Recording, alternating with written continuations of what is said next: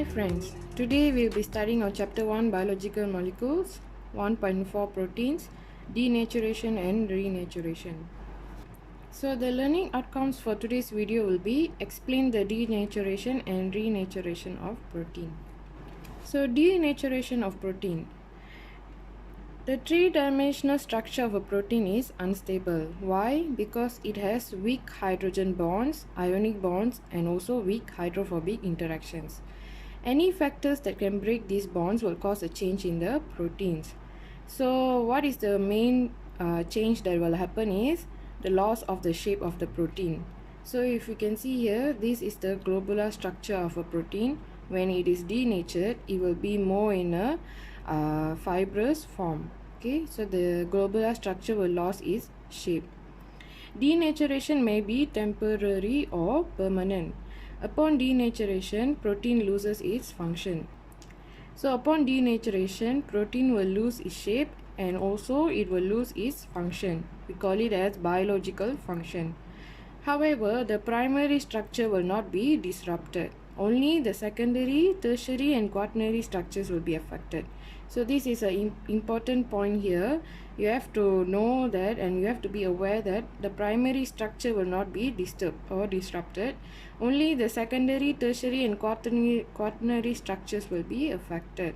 So there is an experiment later on that I will let you know to prove that primary structure will not be disrupted upon denaturation. Only these three structures will be affected, right? So there are factors that cause denaturation. The first factor is heat or radiation.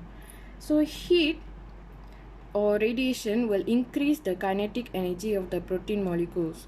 So what is kinetic energy? Kinetic energy is the motion of a moving object. Okay, moving object. So the atoms of the proteins will vibrate violently, right? When the kinetic energy is increased, the atoms of the proteins will vibrate violently. So the hydrogen and the ionic bonds will be broken, right? So these bonds will be broken. So when the temperature is 45 degrees Celsius or higher, the heat is absorbed by the protein and is converted into kinetic energy. So the heat is converted into a kinetic energy and the kinetic energy will increase the atomic vibration within the proteins. So when the protein starts to vibrate violently, what will happen? Obviously the bonds will be broken, right? So this is one of the factors that cause denaturation in protein. So an example that we can see in our daily life is when we cook an egg, right? So egg has a protein, right?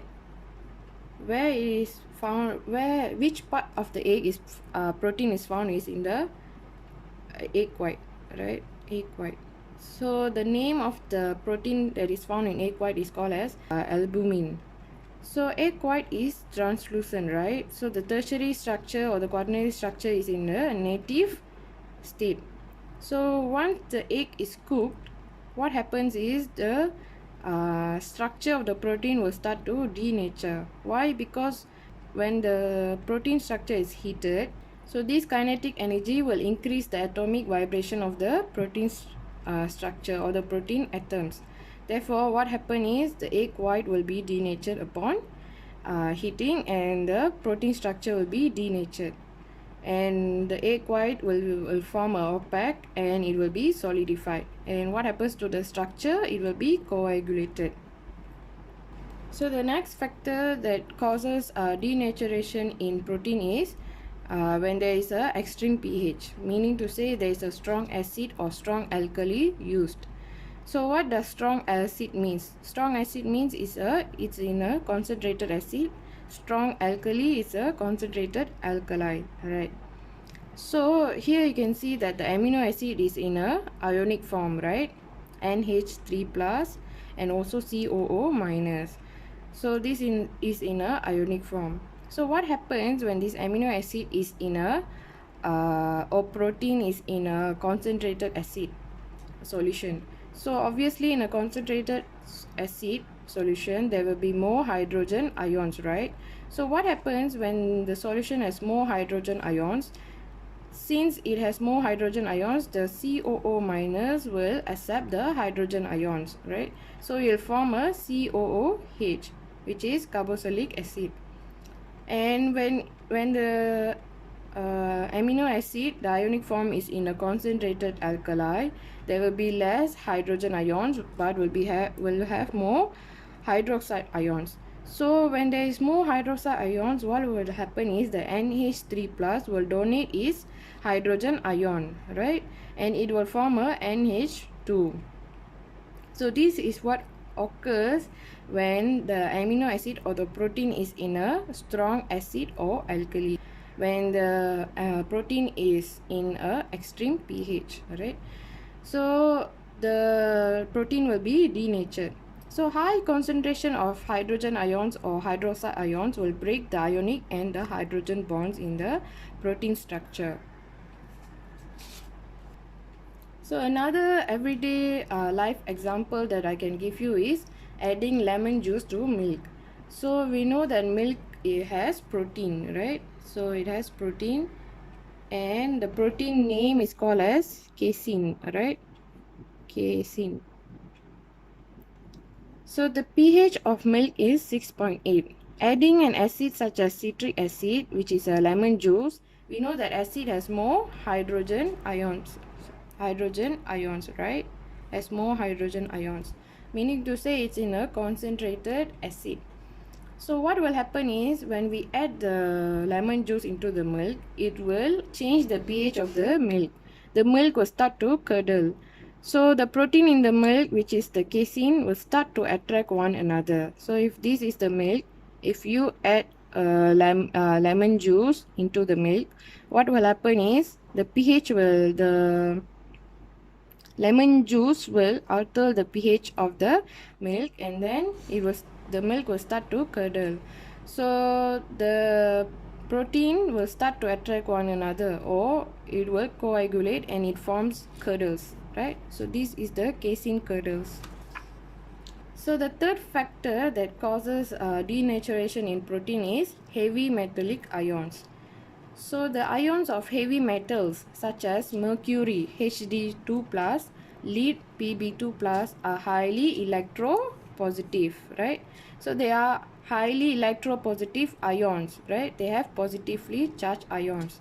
So what will happen is they will combine with the negative ion, which is in the amino acid, right? So in the ionic form of amino acid, we have COO minus, right, the negative ion here, and also the positive ion here.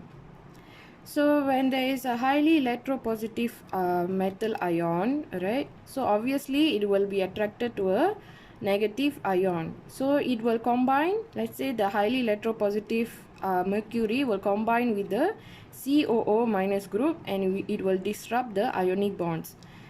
So there is not only highly electropositive ions that exist, but there is also highly electronegative ions such as cyanide. Okay, so cyanide is a electronegative ion, and it will now be attracted to a positive ion. So the positive ion in the amino acid is NH3+. So it will combine with the NH3+ group, and it will also disrupt the ionic bonds.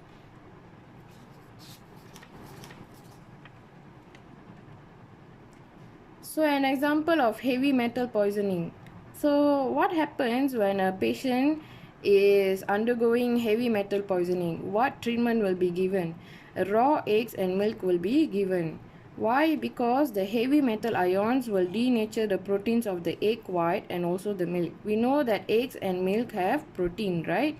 So the heavy metal ions will denature the protein in the egg and also the milk, and therefore an insoluble complex will be formed, and the insoluble complex will be removed by how? By pumping out the stomach contents by inducing vomiting.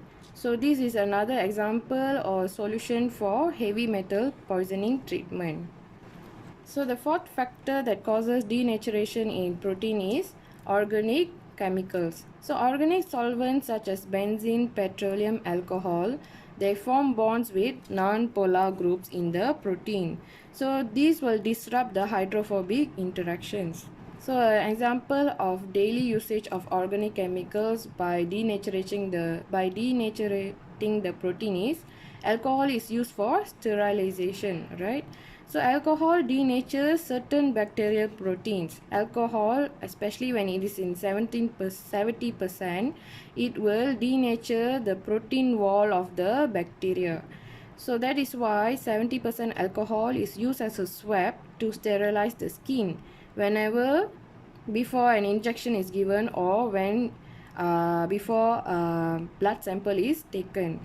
So for example, you'll see that the nurse will use an alcohol 70% alcohol swab to wipe your minor cuts so that the alcohol will kill uh, the the wall of the protein wall of the bacteria.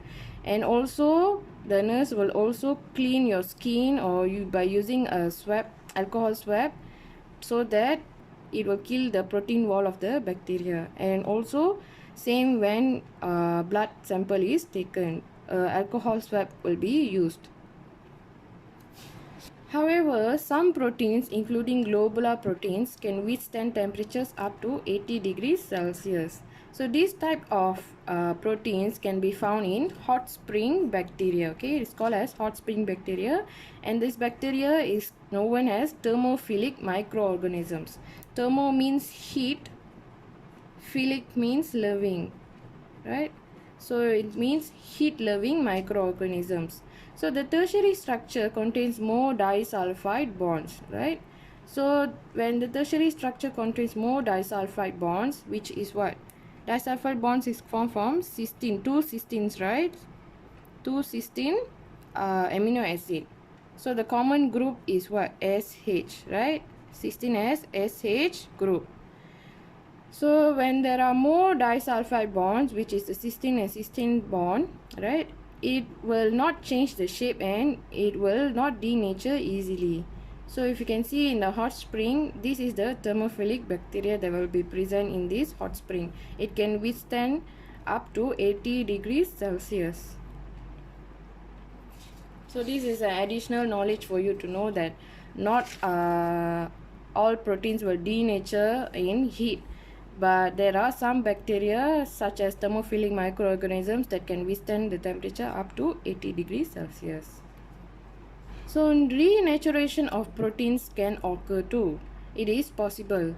So the protein will spontaneously refold into its original structure when the physical and the chemical environment are restored and when the denatured agent is removed. So when this physical and chemical environment and denatured agent is removed, the protein will be refolded into its original structure, and we call this as renaturation of proteins.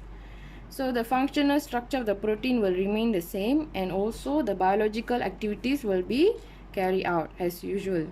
So if we see here, this is the normal protein. When it is denatured, it will lose its biological activity. But when the denatured protein, when it is renatured to a normal protein, it regains its activity and also the structure will be functional. So as I told you earlier, there is an experiment to prove that that the primary structure of a protein is important, right? So this is a Anfeson experiment. Anfeson experiments is an experiment carried out by Christian Anfeson in the 1950s to show that denaturation and renaturation of protein is possible. So the protein that is used here is ribonuclease A. Okay, so this is just an additional knowledge for you to know that there is an experiment conducted to prove you that the primary structure is important in the denaturation and also the renaturation of protein, where you can see that the primary structure of the protein will not be disrupted when protein is denatured. So if come back to here, the ribonuclease A, which is the protein that will be used in this experiment, is completely denatured in a concentrated urea solution in the presence of a reducing agent. So if you see here, this is the native state or the native structure of the ribonuclease A. So if you see here, you can see that it has disulfide bonds. It has 4 disulfide bonds, where 26 and 84 and 40 and 95. What does it mean by 26 and 84 is the position of the amino acid. Alright, so at the position of amino acid 26, there is a cysteine, and this cysteine connects with the position of amino acid which is in the 84 position. So 40 and 95, 58 and 110, 65 and 72. So this is the native state of the ribonuclease A. So once the ribonuclease A is added in the urea solution, and also the reducing agent used is mercaptoethanol, what will happen to the 4 disulfide bonds is it will now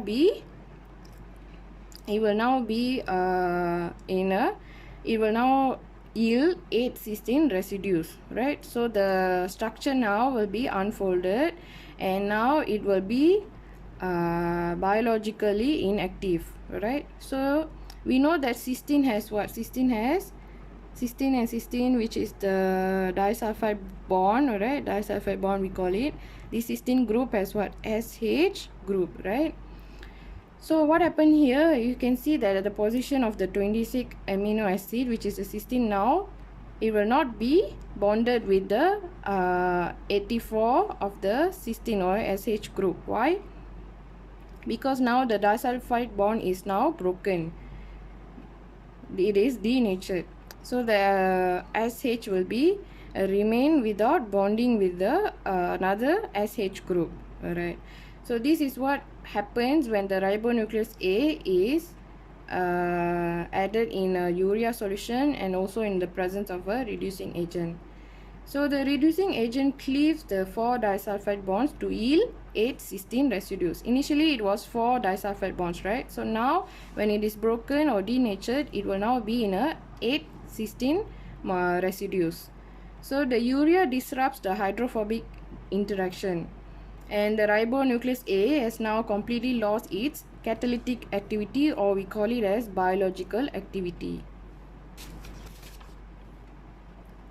So when the urea and the reducing agent are removed, the randomly called denatured ribonuclease A spontaneously refolds into its correct tertiary structure.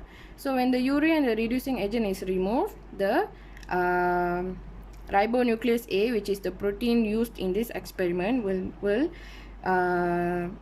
refold into its correct tertiary structure, and it will have its own native structure, and also it will be biologically active, right? And the disulfide bonds will cross links correctly. So if you can see here, the refolding of ribonuclease A is so accurate that the 4 intra-chain disulfide bonds are reformed at the same position in the renatured molecule as in the native ribonuclease A. So the disulfide bonds will now reform into the same exact accurate position as initially in the native state, right? So this and Vincent experiment proved is the first evidence to prove that amino acid sequence of a polypeptide chain, which is the primary structure, contains all the information required to fold the chain into its native 3D structure. That is why it is said that the primary structure is not disrupted when the protein is denatured. Only the secondary, tertiary and the quaternary structure will be disrupted. So this is just an information for you to know that renaturation is possible, and also the primary structure contains all the necessary information to provide the protein or amino acid when it is renatured to its native 3D structure. So that is all for today. If you find this video helpful, please like, share, comment and subscribe to my channel. Thank you.